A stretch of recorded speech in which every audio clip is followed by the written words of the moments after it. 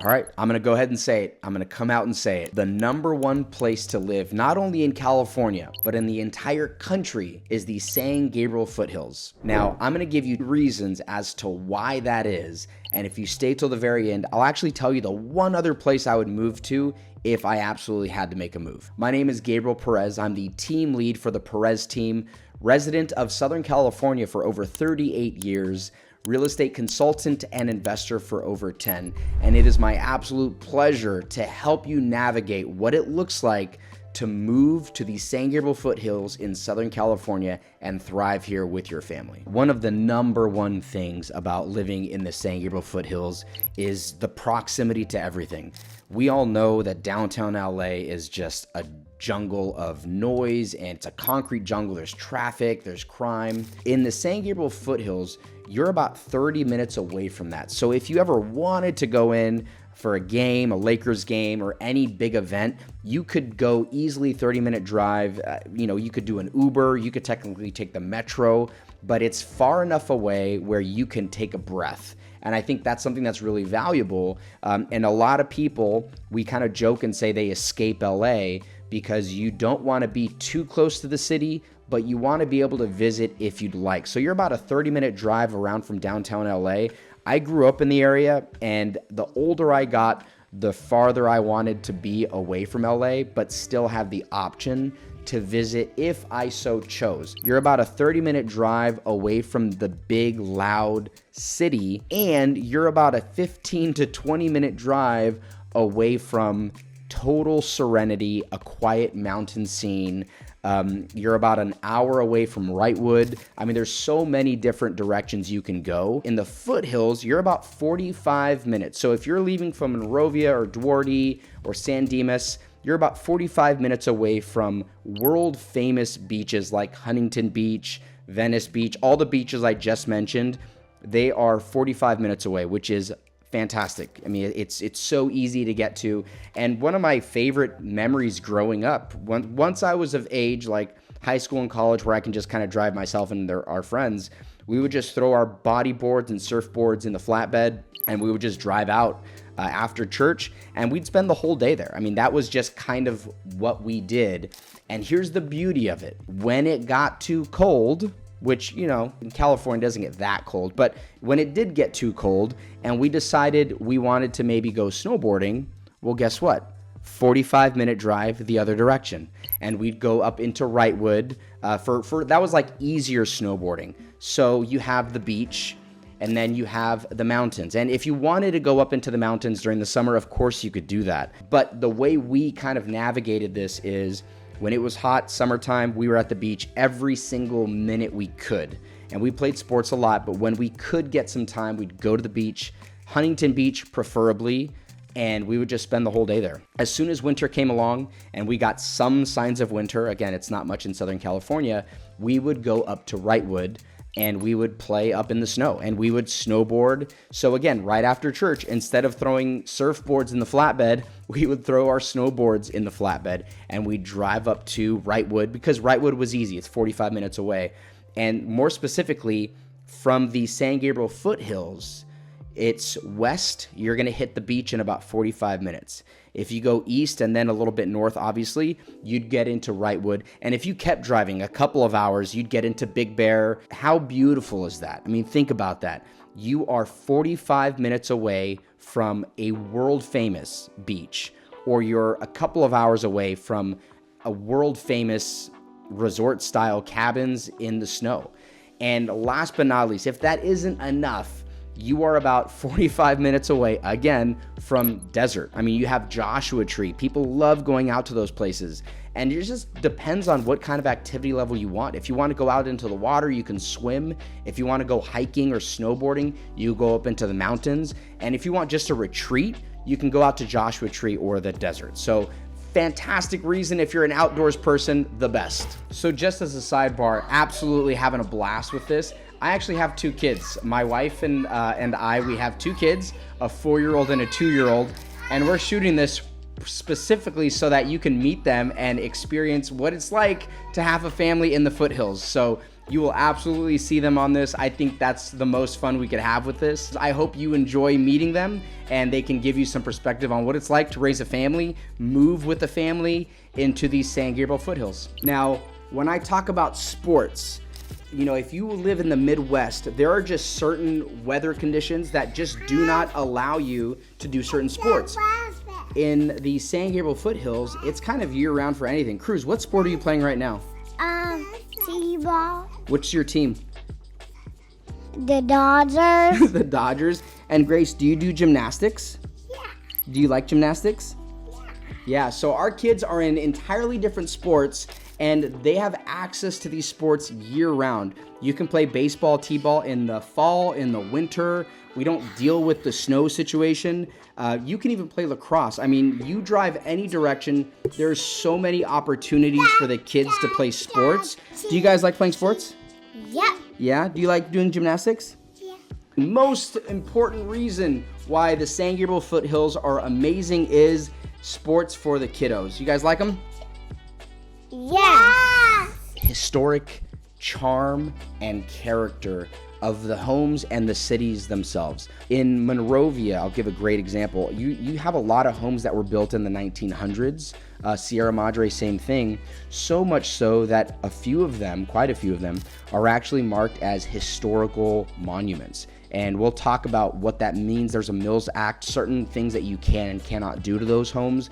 And that's a whole investing approach, whereas some people purposefully pursue homes that qualify for the Mills Act, which means they get tax breaks, but they're limited to what kind of renovations they can do because it's just, essentially a historical landmark deemed by the city. What we see a lot of with new builds, and there's nothing wrong with new builds, but they're gonna build them all very similar to each other, where you go into the leasing office or the sales office and it's kind of like, pick one of these 4 styles and they might be oriented a little differently.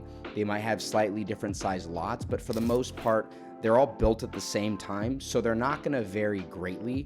And that's for an economic reason too. I mean, builders, they need to build as fast as possible. So that's what you end up getting. Now, having said that, in the San Gabriel Foothills, from city to city, you're gonna find some beautifully custom, charming homes. And I'm gonna give you kind of just a review of these. So first of all, we have the Craftsman home. Now, Craftsman homes have exposed rafters. They have those pillars in the front, a lot of wraparound front porches. That's a common favorite. My wife absolutely loves Craftsman homes.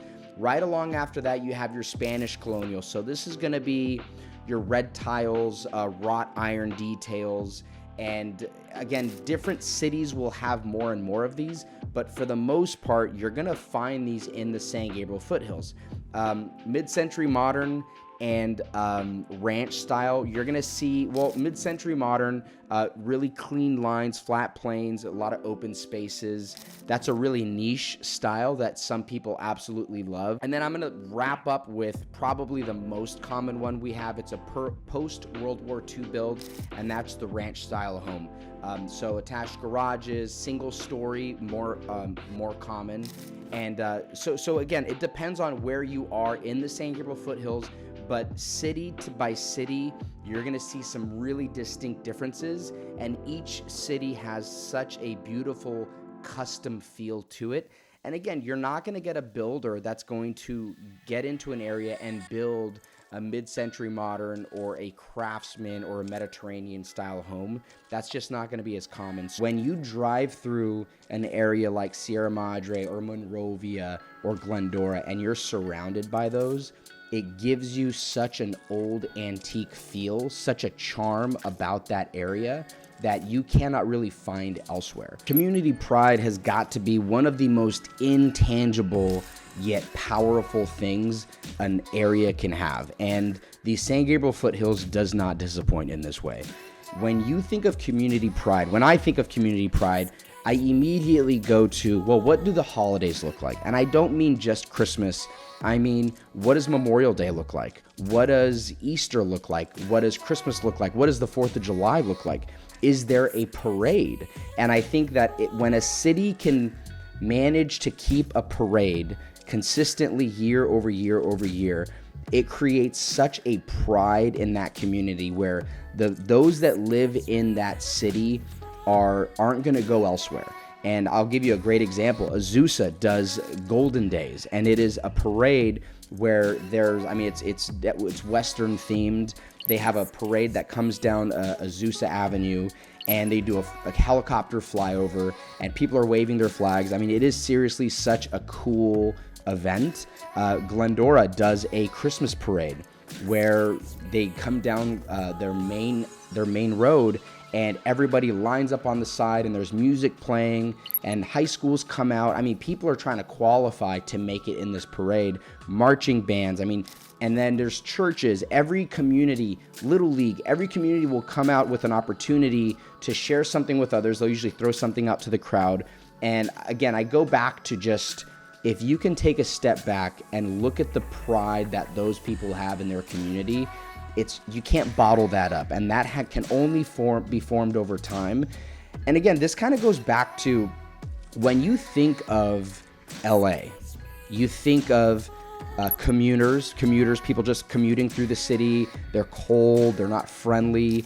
Yet, when you go 45 to 30 minutes into the San Gabriel Foothills, now you have these pockets of communities where people that love the Azusa parade, they may not go to the Glendora parade. And it's not out of spite. It's because, well, why would I go to the other city's parade when I'm so proud of mine? There's horses coming down. I mean, you name it. The law enforcement does their own parade with that.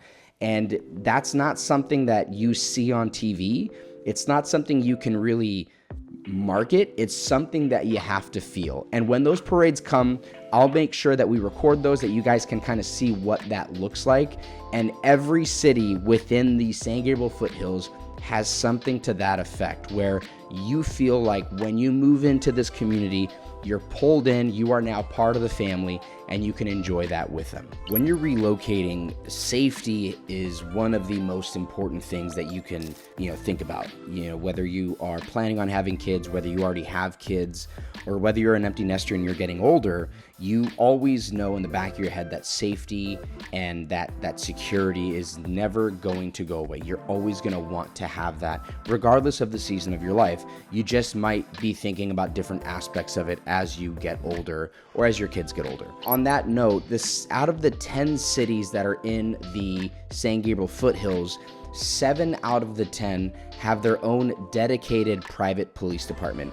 And I think that's already something that can make you rest easy, knowing that you have a dedicated city police department looking out for you and your loved ones. 7 out of the 10 cities also have their own private fire department. You are not one of 100,000 that these people are looking out for. Your city is dedicated to your safety. And I think that's something that you can really feel good about, especially, again, going back to escaping LA, having kids that are getting older, or maybe you're planning on having kids. That's just really an important thing that you need to keep in mind. That's a huge factor. I know for my wife and I, we are always thinking about the safety of our kids. Again, we have a 4-year-old and a 2-year-old. They're not quite at the point where they're playing out in the street or on the sidewalk. They're usually in our backyard. But still, that is absolutely something we think about. We're in the little leagues, like we said earlier. We're in gymnastics, and just knowing that these are in safe communities is it's intangible. It's something that you can't really put a dollar amount on. And heading east of us, safety is still a huge priority. But yeah, heading west into the city, downtown LA, into Pasadena, over out to Venice Beach, we are definitely seeing a higher crime rate because of that. There's just understaffed police department. They're doing their best, but there's just not enough people to police everybody. And as soon as you come east, when we have more space, it's a little less crowded. You have police departments that are dedicated to the cities. You can imagine why the crime rate starts to drop as you get into the San Gabriel Foothills. One of the reasons that the San Gabriel Foothills are going to have lower property taxes because compared to places like Irvine and Eastvale, there's not nearly as many special assessments or Melrose taxes, which tend to get tacked on to newer development. So I actually chose to do this segment right now specifically because my kids are doing their homework right now. And what better time to talk about the school system in the San Gabriel Foothills. Now, I'm not going to talk about private schools because private schools are fantastic, but the public school system is so good in the San Gabriel Foothills for a few reasons, but from an objective standpoint, on greatschools.com, we have Arcadia, Glendora, Monrovia, Claremont. They all are ranked 8, 9, or 10 out of 10 on greatschools.com. So that's kind of an objective measure. But something that you want to remember is this is why families are moving into the San Gabriel Foothills. Yes, there's all the benefits of being around the outdoor culture, the charming architecture style, but on top of that, you have families that are setting up home for generations because they can lean on the public school system to take care of the kids, educate them, set them up for a bright future. And on top of that, let's talk about how good public schools are for property value. You're going to always see that good public schools are going to drive high property values even higher, and those will always work together. So it's a win-win when you find a community, a city that you want to move into in the San Gabriel Foothills that not only has a great school system, the 8 or 9 out of 10, but on top of that, you know your property value is going to keep climbing. Now, this one is, you must be anticipating this one's coming. And let's talk about the weather. And yes, California in general has amazing weather. Yes, Southern California has amazing weather. But I want to talk about the actual San Gabriel Foothills and what type of weather that we get here.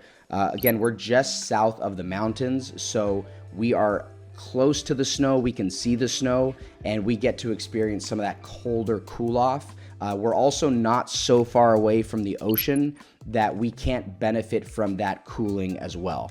My wife is actually from Wyoming. We don't deal with weather so much here in the San Gabriel Foothills, but I do want to hit you with some numbers here. So in the spring, on average, in the San Gabriel Foothills, we're seeing 65 to 75. In the summer, yes, it does get warm. We're seeing 85 to 95. In the fall, we're seeing 70 to 85 because it does take a little while to cool down from the summer. And then in the winter, we see a bitter winter of 45 to 65 degrees. That means the average temperature of the San Gabriel Foothills is 67 degrees Fahrenheit, folks. I mean, you could not ask for better weather in one central location. And if we want to talk about rain, we have 300 days on average of sun.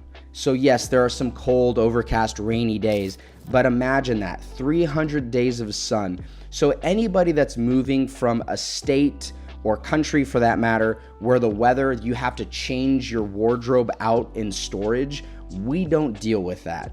We've had Christmases where you're wearing sandals and shorts outside.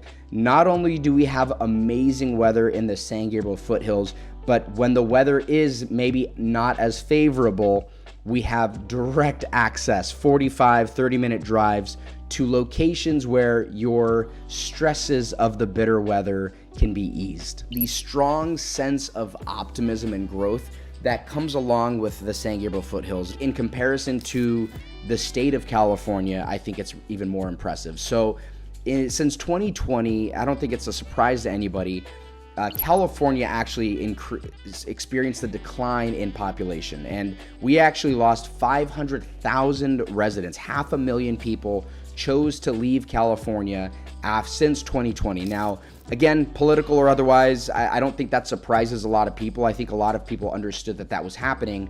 Now, the interesting thing, though, is when you look at the cities that make up the San Gabriel Foothills, you see that we actually increased a gradual, steady increase in population. So whereas the state lost 500,000 people, the San Gabriel Foothills actually grew, and a gradual growth. It wasn't an explosion where it's overcrowded, and there definitely was not an exodus, which I think this is kind of the best case scenario, is we're not declining. If anything, we're doing the opposite of what the state has done since 2020. And it's something that you could feel. You could feel it in the stories that you hear in the community, the new businesses, the new investing that's coming into our area. And it's tangible. You can feel it. New restaurants. And I would say that this quiet momentum What it says to me, and what I think it says to a lot of people, is in a state where people are leaving in droves, families are choosing the San Gabriel Foothills as a place for their families to plant their roots and to build their generational wealth, their story, and their legacy here in the San Gabriel Foothills. So finally, the one place that I would move to with my family if we did not live in the San Gabriel Foothills. Now, a little backstory here. My wife and I, we met back in 2015, and we were engaged in 2017, and we had a honeymoon. Now, my wife is a teacher, so we had to do the honeymoon before the wedding because she's a teacher and she would have been in school. And our plan was to actually backpack across Europe for 5 weeks before our wedding.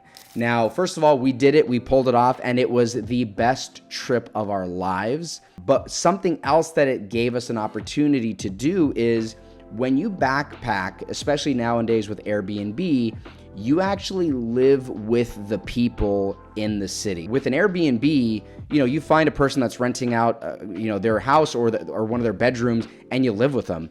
And as a result, you get to see how the locals live. We went out with a couple of families that took us out, and a couple of couples. It gave us such a good preview of what it would look like to live in, I think, about like 10 or 11 countries that we backpacked through.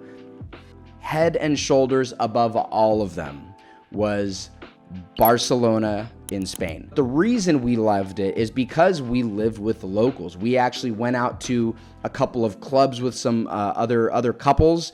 We did a cooking class. We definitely went out onto the beach. The culture there is, you think it's stereotypical, like, oh yeah, of course everyone's dancing in the street. No, they are legitimately out dancing in the street. There's sangria, there's wine, the paella, the food was just to die for. We didn't want to leave. And that was like towards the tail end of our trip. So, just the high that we had with it. And I didn't even share the best part. In Spain, we actually ran with the bulls in Pamplona. Now, that was a bucket list item for my entire life. And obviously now I would not do it with kids, but we were there. We realized that the dates were going to line up, and it's a tiny town outside of Barcelona. So we jumped on a train and we took it in. We ran with the bulls that day, or the next morning, I should say. And then we left later that night. And that is a sub goal within the goal to do that. But back to the point, the only other place that I think we would live is Barcelona, Spain. And I don't even know what that would look like, to be honest. But I don't know what the real estate looks like or anything. Just the pure culture, the energy of the people there, how friendly they were, the beaches, the food. I could go on and on. But Barcelona, Spain would be the only other place I would live if we did not live in the San Gabriel Foothills.